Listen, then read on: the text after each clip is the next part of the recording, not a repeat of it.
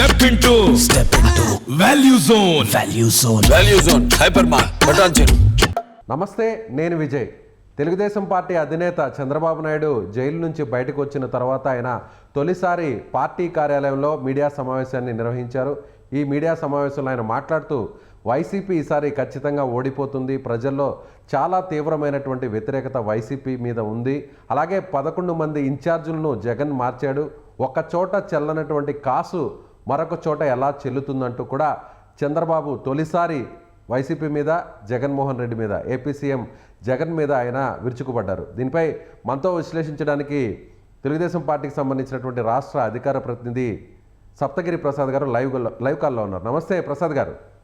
నమస్కారం సార్. మీకు సుమన్ టీవీ ప్రేక్షకులకు, వీక్షకులకి, యాజమాన్యానికి, సాంకేతిక సిబ్బందికి అందరికీ నా హృదయపూర్వక నమస్కారాలు సార్. ప్రసాద్ గారు, దాదాపుగా నెల రోజుల తర్వాత ఆయన ఆధ్యాత్మిక కార్యక్రమాలన్నింటినీ పూర్తి చేసుకున్న తర్వాత ఇవాళ పార్టీ కార్యాలయంలో నాయకులతో సమావేశాన్ని నిర్వహించారు. ఆ తర్వాత చంద్రబాబు మీడియా సమావేశాన్ని కూడా ఏర్పాటు చేశారు. సో మీడియా ముందుకు వచ్చి మాట్లాడుతూ కూడా తొలిసారి ఆయన జైలు నుంచి బయటకు వచ్చిన తర్వాత రాజకీయ విమర్శలు ఇవే అనుకోవచ్చా సార్? ముందుగా ఇప్పుడు చంద్రబాబు నాయుడు గారికి గౌరవ హైకోర్టు వారు బెయిల్ మంజూరు చేసిన తర్వాత రాష్ట్రంలో ఉన్నటువంటి అన్ని పుణ్యక్షేత్రాలని సందర్శించిన తర్వాత చాలా రోజుల తర్వాత రాష్ట్ర ప్రజలను ఉద్దేశించి, దేశ ప్రజల్ని ఉద్దేశించి, అదేవిధంగా ప్రపంచవ్యాప్తంగా ఉన్న తెలుగుదేశం పార్టీ అభిమానుల్ని, కార్యకర్తలను ఉద్దేశించి మొట్టమొదటిసారిగా పత్రికా విలేకరుల ద్వారా, ప్రెస్ మీట్ ద్వారా అడ్రస్ చేయడం జరిగింది.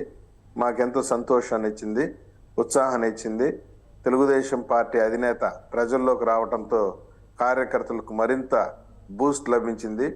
పార్టీ కార్యాలయం వద్ద కూడా ఒక పండగ వాతావరణం నెలకొంది. ఎందుకంటే చాలా రోజుల తర్వాత, 3 నెలల తర్వాత పార్టీ కార్యాలయంలోకి సార్ అడుగు పెట్టడం జరిగింది. కార్యకర్తలు కూడా భారీ ఎత్తున తరలి రావడం జరిగింది. ముఖ్యంగా రేపు, ఎల్లుండి 2 రోజులు పార్టీలో భారీగా చేరికలు కూడా ఉంటున్నాయి. నెల్లూరు జిల్లా అయితేమి, రాష్ట్ర వ్యాప్తంగా ఉన్న వైసీపీ కార్యకర్తలు, వైసీపీలోని ముఖ్యమైన నాయకులు అందరూ కూడా పార్టీలోకి చేరేటువంటి కార్యక్రమం ఉంది. పార్టీలో కార్యాలయంలో సందడి, కోలాహలం నెలకొని ఉంది. నిన్ను చూస్తే పార్టీ మంగళగిరి రోడ్లన్నీ కూడా జనంతో, కార్యకర్తలతో కిరికిరిసిపోయింది. చాలా రోజుల తర్వాత ఇటువంటి వాతావరణం చూడడం మాకు ఎంతో ఆనందాన్ని, ఆహ్లాదాన్ని కలిగించింది సార్. సో రిమాండ్ తర్వాత, అంటే బెయిల్ మీద బయటకు వచ్చిన తరువాత చంద్రబాబు నాయుడు వ్యాఖ్యల్లో కానీ, ఆయన స్పీచ్లో కానీ అంతకు ముందున్నటువంటి అదే పదును, అలాంటి వాడివేడి మాటలతోనే ఆయన విరుచుకుపడుతున్నారు అనుకోవచ్చా ప్రత్యర్థుల మీద? సార్, ఇప్పుడు సామెతను చూసినారా, పులి సన్నబడినా పులి సారకులు సన్నబడుతున్నట్టు చంద్రబాబు నాయుడు గారు జైలుకు పోయినా, ఇంకోటి పోయినా same strategy, same force, same vibration, same శక్తి, ఎక్కడ ఏం తగ్గలేదు ఆయన మాటలో. ఏజ్ 73 వరకు రీచ్ అయింది కానీ ఆయన యొక్క స్టైల్ కానీ, మాట్లాడిన తీరు కానీ ఎక్కడ మారలేదు. 27, 28 సంవత్సరాలు కుర్రాడుకున్నాల్సినంత స్పీడు, ఆ ఆవేశం, ఆ ఉత్సాహం అదే విధంగా కనిపిస్తుంది. ఎక్కడ ఒక ఇంచు కూడా తగ్గలేదు చంద్రబాబు నాయుడు గారు. సో జ్యుడిషియల్ రిమాండ్ తర్వాత బయటకు వచ్చిన తర్వాత, కంటికి సర్జరీ చేయించుకున్న తర్వాత, పుణ్యక్షేత్రాలన్నింటినీ కూడా దర్శించుకున్న తర్వాత, ఇప్పుడు చంద్రబాబు నాయుడు వ్యాఖ్యలు చూస్తే ఆయన ఇంకా రెట్టింపు ఉత్సాహంతో, కసితో ముందుకు వస్తున్నారనుకోవచ్చా? తప్పకుండా. నేను ఒకటి చెప్తాను సార్, చంద్రబాబు నాయుడు గారు జైల్లో పెడితే ఆయన భయపడిపోతాడు, కేడర్ భయపడిపోతుంది అనుకున్న వాళ్ళు కూడా షాక్ అయ్యేటువంటి పరిస్థితి. ఏందో చంద్రబాబు నాయుడు గారు భయపెడితే మళ్ళీ ఆయన ప్రజల్లోకి రాడు, భయపడిపోతాడు అనేసి సంకలు గుద్దుకున్నారు.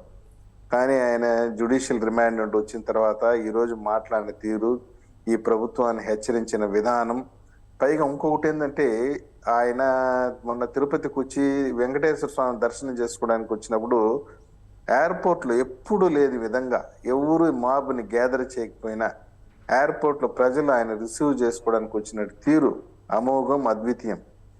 స్వచ్ఛందంగా, వాలంటరీగా జనం తరలి వచ్చింది. చూడాలి చంద్రబాబు నాయుడు గారిని, అధినేతని చూడాలని ప్రజలైతే మరింత ఉత్సాహంతో వచ్చారు.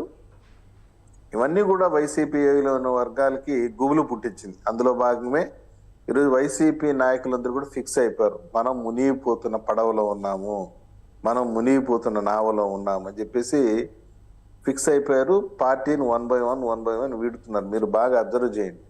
జగన్మోహన్ రెడ్డికి చెందినటువంటి సొంత సామాజిక వర్గం నాయకులే గుడ్ బై చెప్పేస్తున్నారు. జగన్మోహన్ రెడ్డితో ట్రావెల్ అయితే మనం మునిగిపోతాము అనేటువంటి ఫీలింగ్ వచ్చేసారు. నిన్నగాక మొన్న పార్టీకి అదేవిధంగా ఎమ్మెల్యే పదవికి రాజీనామా చేసినటువంటి ఆళ్ళ రామకృష్ణారెడ్డి గారు ఇస్ బెస్ట్ ఎగ్జాంపుల్. వాళ్ళ అన్న అయోధ్య రామరెడ్డి పార్టీలో వన్ ఆఫ్ ది పిల్లర్. ఆయన అయోధ్య రామరెడ్డి ఇస్ వైసీపీలో పిల్లర్.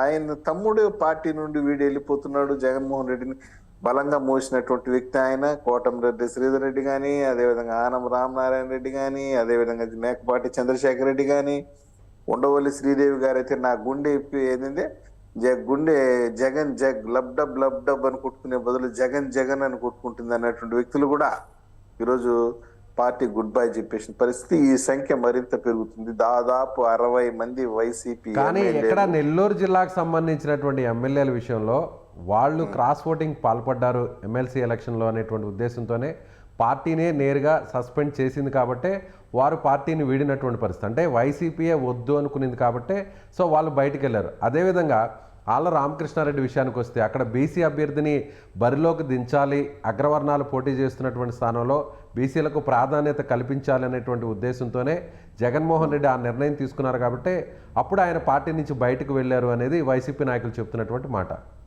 నేనేమంటానంటే బీసీలకి అంత బీసీల పైన అంత ప్రేమ ఉండి అంత అభిమానం ఉంటే నీ పులివెందుల సీటే త్యాగం చేయి చూద్దాము.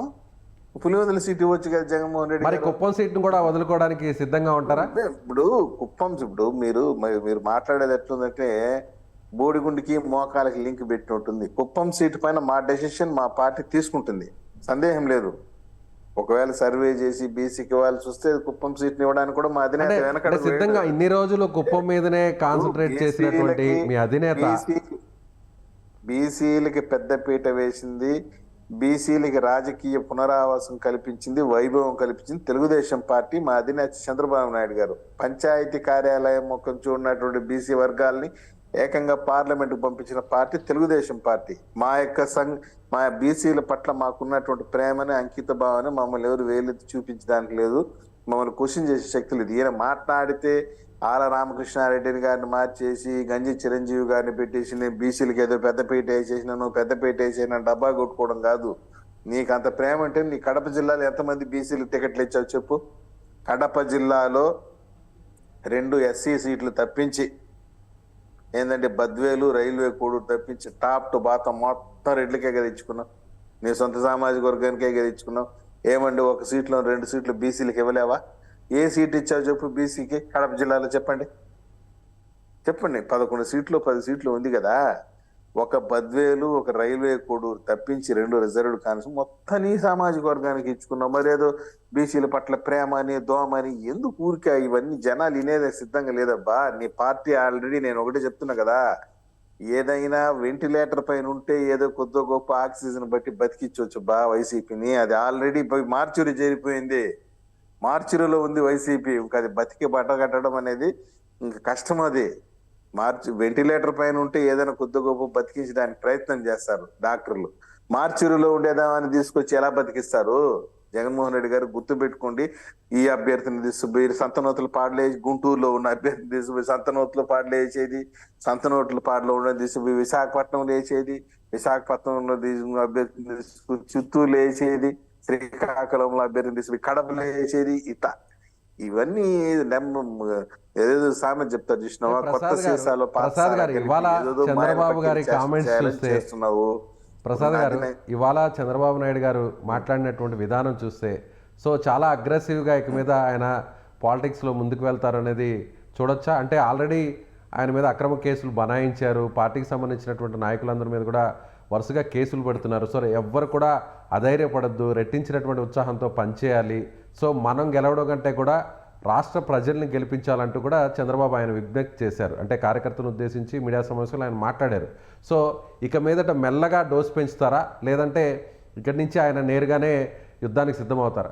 సార్, చంద్రబాబు నాయుడు గారు ఏదో నిన్నగాక మొన్న రాజకీయాల్లోకి వచ్చిన వ్యక్తి కాదు. ఆయన గత 45 సంవత్సరాలుగా విశ్వవిద్యాలయ రోజులు మౌనంగా ఉంటారు, కొన్ని రోజులు హుందాగా వ్యవహరిస్తారు. ఇప్పుడు హుందా కాదు. ఇప్పుడు కోర్టు ఆయనకి ఫస్ట్ ఇంటీరియం బెయిల్ ఇచ్చినప్పుడు ఎటువంటి పొలిటికల్ యాక్టివిటీస్ లో పాల్గొనకూడదు అని చెప్పి ఇంటీరియం బెయిల్ ఇచ్చింది. ఆ తర్వాత రెగ్యులర్ బెయిల్ ఇచ్చింది. రెగ్యులర్ బెయిల్ ఇచ్చిన తర్వాత నవంబర్ 28వ తేదీ నుండి పొలిటికల్ యాక్టివిటీస్ లో కానీ ఇంకొకటి కానీ పాల్గొనొచ్చు అని చెప్పడం జరిగింది. అందులో భాగంగానే ఆయన కాస్త కంటికి సర్జరీ చేసుకునేసి పుణ్యక్షేత్రాన్ని తీసుకుని ఈ రోజే నిన్ననే ఆయన పార్టీ కార్యాలయంలో అడుగు పెట్టడం జరిగింది. 3 రోజులు కార్యకర్తకు అందుబాటులో ఉండటం జరుగుతుంది. 3 నెలల తర్వాత ఈ రోజు తొలి ప్రెస్ మీట్ అడ్రస్ చేయడం జరిగింది. ఇక పైన చంద్రబాబు నాయుడు గారు దూకుడు మరింత తీవ్రంగా ఉంటుంది. వైసీపీ నాయకులకు భారతం పట్టడం జరిగింది. ఒక పక్క లోకేష్ బాబు గారు పాదయాత్ర, మరో పక్క చంద్రబాబు నాయుడు గారు ప్రజాయాత్ర, డబుల్ ఇంపాక్ట్ రెండు పక్కల నుండి. చంద్రబాబు నాయుడు సంబంధించినటువంటి కార్యాచరణ ఎలా ఉండబోతుంది? నెక్స్ట్ ఆయన ఎలాంటి కార్యక్రమాలు నిర్వహించే అవకాశం ఉంది ప్రజల్లో వెళ్ళడానికి? ఆల్రెడీ బాబు షూరిటీ భవిష్యత్తు గ్యారంటీ అనేటువంటి కార్యక్రమం చేస్తుండగానే ఆయన అరెస్ట్ అయ్యారు. ఆ తర్వాత రిమాండ్కి కూడా వెళ్ళారు. ఇప్పుడు బయటకు వచ్చారు. తిరిగి అదే కార్యక్రమాన్ని ప్రారంభిస్తారా, లేదంటే వేరే కార్యక్రమాన్ని ఏమన్నా శ్రీకారం చుట్టే అవకాశం ఉందంటారా? జనవరి దాకా బాబు షూరిటీ భవిష్యత్ గ్యారంటీ, వైసీపీని ఇంటికి పంపించడం గ్యారంటీ అనేటువంటి కార్యక్రమాన్ని ఖచ్చితంగా మేము జనవరి దాకా కొనసాగిస్తాం. జనవరి తర్వాత మరింత ఉత్సాహంగా పార్టీ క్యాడర్ అన్నింటి కూడా ఇప్పుడే బాబు షూరిటీ భవిష్యత్ గ్యారంటీ కార్యక్రమంలో పార్టీ క్యాడర్ ప్రతి ఒక్క ఇంటికి వెళ్తా ఉంది. ప్రజల నుండి కూడా అమోఘమైన స్పందన వస్తుంది. ఇంక జనవరి నుండి వేరే కొత్త కార్యక్రమం తీసుకుని ప్రజల్లోకి వెళ్తాం. చివరిగా ఒక విషయం చెప్పదలుచుకున్నాను సార్. 90 రోజుల్లో రాష్ట్రంలో తెలుగుదేశం పార్టీ రాబోతుంది. 90 days రాష్ట్రంలో మళ్ళీ చంద్రబాబు నాయుడు గారు రామరాజ్యం రాబోతుంది. రాజారెడ్డి రాజ్యాంగం పతనం అవబోతుంది. అంబేద్కర్ రాజ్యాంగం అమల్లోకి రాబోతుంది. 90 days నుండి ఎంచి పెట్టుకోండి. ఈ రోజు నుండి 90 రోజుల్లో కౌంట్ డౌన్ స్టార్ట్ అయింది. జగన్మోహన్ రెడ్డికి 90 రోజులు తెలుగుదేశం పార్టీ అధికారంలోకి రాబోతుంది. ఎవరు ఎన్ని అడ్డంకులు సృష్టించినా మీరు చూడండి. ఇప్పుడు సింపుల్ గా ఇన్ఛార్జీలు మార్చిన విషయంలోనే సజ్జల రామకృష్ణారెడ్డి గారిని పక్కన పెట్టి ఆ అనౌన్స్మెంట్ బొత్స గారితో చేయించారంటే వాళ్ళ యొక్క ఆలోచన ఏ విధంగా ఉందో ఒకసారి అర్థం చేసుకోవచ్చు. జనరల్ గా ఏ చిన్న విషయమైనా సజ్జల రామకృష్ణారెడ్డి గారు మీడియా దగ్గరికి వచ్చి అనౌన్స్మెంట్స్ ప్రకటనలు ఇచ్చేవారు. ఇన్ఛార్జీలు మార్చిన విషయం బొత్స గారి చేత చేయించారంటే దాని యొక్క అర్థమైపోయింది. ఇది మునిగిపోతున్నావా, ఇంకా కడతేరది ఇది. ఇన్ని రోజులు ఇప్పుడు అధికారులలో కూడా ఎక్కడ చూసినా అధికారులలో కూడా ఒక ఆలోచన మొదలైపోయింది. ఇంకా మనం జగన్మోహన్ రెడ్డితో ట్రావెల్ అయితే జగన్మోహన్ రెడ్డి చెప్పినట్టు అన్ని చేస్తే మనం జైలుకి వెళ్ళక తప్పదనేటువంటి ఫీలింగ్ వచ్చేసింది. కాబట్టి వాళ్ళు కూడా జగన్మోహన్ రెడ్డి మాటలు వినే పరిస్థితి లేదు. సో ఇక జనసేన పార్టీతో కూడా కలిసి కార్యాచరణ రూపొందించేటువంటి అవకాశం ఉందంటారా? సార్ తప్పకుండా. మేము ఆల్రెడీ చంద్రబాబు నాయుడు గారు, జనసేన అధినేత పవన్ కళ్యాణ్ గారు ఇంతకు ముందు కూడా జస్ట్ ఒక 1 week బ్యాక్ కూడా ఇద్దరు కూర్చొని మాట్లాడుకున్నారు. బాబు షూరిటీ భవిష్యత్ గ్యారంటీలో మాది 6 ప్రోగ్రామ్స్ ఎజెండా ఉంది. పవన్ కళ్యాణ్ గారు కూడా కొన్ని ప్రోగ్రామ్స్ చెప్పడం జరిగింది. మొత్తం కలిపి 10 పాయింట్లతో 10 ముఖ్యమైనటువంటి అంశాలతో ప్రజల్లోకి వెళ్ళడానికి అన్ని రంగం సిద్ధం చేసింది తెలుగుదేశం పార్టీ. 6 ప్రిన్సిపల్స్ భవిష్యత్ గ్యారంటీ కార్యక్రమంలో మాది 6 ప్రోగ్రామ్స్. పవన్ కళ్యాణ్ గారు కూడా ఒక 4 ప్రోగ్రామ్స్ చెప్పడం జరిగింది. 2 క్లబ్ చేసి సరికొత్త మేనిఫెస్టో కామన్ మినిమం ప్రోగ్రామ్ లాగా ప్రజల్లోకి వెళ్ళడానికి అన్ని రకాల సిద్ధం జరగడం జరిగింది. జనవరి 1st week నుండి కూడా జనసేన అండ్ తెలుగుదేశం పార్టీ కలిసి ప్రజల్లోకి వెళ్తాము. ఇది ఆల్రెడీ డిసైడ్ అయ్యింది. అంటే 2 పార్టీల అధినేతలు కలిసే కార్యక్రమాలు నిర్వహించే అవకాశం ఉందంటారా? సార్ ఆల్రెడీ 2 పార్టీల అధినేతతో పాటు 2 పార్టీల కేడర్ కూడా కలిసి గ్రామాల్లోకి వెళ్ళి ఇంటింటికి వెళ్ళి ప్రచారం చేయడానికి కార్యాచరణ రూపొందించడం జరిగింది సార్. మీకు తెలుసో తెలియదు. ఓకే, అంటే కేడర్ అంటే నియోజకవర్గ స్థాయిలో ఉన్నటువంటి నాయకులు, ఇన్ఛార్జీలు వీరు కలిసి వెళ్తున్నారు. కానీ పార్టీ అధినేతలు ఒకేసారి ఒకే వేదికను పంచుకునింది గత ఎన్నికలకు ముందు కనిపించింది. ఆ వాతావరణం ఇప్పుడు తాజాగా కనిపించే అవకాశం ఉందంటారా? ప్రతి కార్యక్రమంలో ఉంటుందా, లేదంటే లిమిటెడ్గా కొన్ని కార్యక్రమాలకు మాత్రమే పరిమితం అయ్యే అవకాశం ఉందంటారా?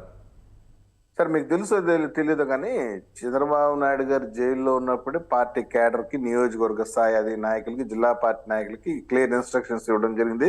జనసేన నాయకులే మా పార్టీ కార్యాలయంలోకి రావడం జరిగింది. మేమిద్దరూ ఒకరి కండువాలు 2 కండువాలు భుజం పైన వేసుకున్నాం. మేము కూడా వాళ్ళ కార్యాలయంలోకి వెళ్ళడం జరిగింది. రౌండ్ టేబుల్ సమావేశాలు పెట్టడం జరిగింది. నియోజకవర్గ స్థాయిలో సమస్యలు ఏమైనా ఐడెంటిఫై జరిగింది. ఈ రోజు అంగన్వాడీ కార్యకర్తలు చేసినటువంటి పోరాటానికి ఇద్దరు కలిసి వెళ్లే మద్దతు ఇవ్వటం జరిగింది. అంగన్వాడీ కార్యకర్తలు దాదాపు అంటే చంద్రబాబు నాయుడు గారు అరెస్ట్ అయ్యి జైలుకు వెళ్ళిన తర్వాత జనసేన పార్టీకి సంబంధించినటువంటి కార్యక్రమాలన్నీ కూడా అంటే వారాహి యాత్ర ఇప్పటి వరకు కూడా ఎక్కడ స్టార్ట్ కాలేదు. అలాగే లోకేష్ పాదయాత్ర, యువగళం పాదయాత్ర ఇటీవలే స్టార్ట్ అయింది. ఇప్పుడు తాజాగా చంద్రబాబుకు సంబంధించినటువంటి కార్యాచరణ కూడా ప్రారంభమవుతుందని మీరు చెప్తున్నారు. సో చంద్రబాబు నిర్వహించేటువంటి సభలన్నింటిలో కూడా పవన్ కళ్యాణ్ పాల్గొంటారా? అలాగే వారాహి యాత్రలో లేదా వేరే బహిరంగ సభల్లో జనసేన పార్టీ నిర్వహించే కార్యక్రమాల్లో చంద్రబాబు లేదా లోకేష్ పాల్గొనే అవకాశం ఎంతవరకు ఉంది? తప్పకుండా ఇద్దరు కలిపి జాయింట్ మీటింగ్ అడ్రస్ చేస్తారు. మీ ఆల్రెడీ కేడరే కలిసి జాయింట్ ఉద్యమాలు, ఉమ్మడి ఉద్యమాలు చేపడుతుంది. త్వరలో మీరు అనుకున్నటువంటి జనవరిలో నుండి చంద్రబాబు నాయుడు గారు and Pawan Kalyan will share the same dais, ఒకే వేదిక పై నుండి సమర సంకారం పూరిస్తారు. ఈ యొక్క జగన్మోహన్ రెడ్డి సర్కార్ని గొయ్యి తీసి పాత పట్టే వరకు నిద్రపోయే ప్రసక్తే లేదు. రాష్ట్రంలో సరికొత్త పాలన 90 రోజుల్లో ప్రారంభం అవబోతుంది. ఉమ్మడి తెలుగుదేశం మరియు జనసేన ప్రభుత్వం ఏర్పడబోతుంది. మీకు ఎటువంటి సందేహం లేదు. మీ సుమన్ టీవీ చర్చా వేదిక ద్వారా రాష్ట్ర ప్రజలకు తెలియజేస్తున్నాను, 90 రోజుల్లో రాష్ట్రంలో జనసేన మరియు తెలుగుదేశం పార్టీ ఉమ్మడి సర్కార్ ఏర్పడబోతుంది. Right sir, thank you so much Prasad గారు. ఇది Thank you. తెలుగుదేశం పార్టీకి సంబంధించినటువంటి రాష్ట్ర అధికార ప్రతినిధి సప్తగిరి ప్రసాద్ గారు చెప్తున్నట్టుగా ఖచ్చితంగా జనవరి నుంచి జనసేన పార్టీ అలాగే తెలుగుదేశం పార్టీ రెండు పార్టీలు కలిసి కార్యాచరణను రూపొందించుకొని జనంలోకి వెళ్తారు.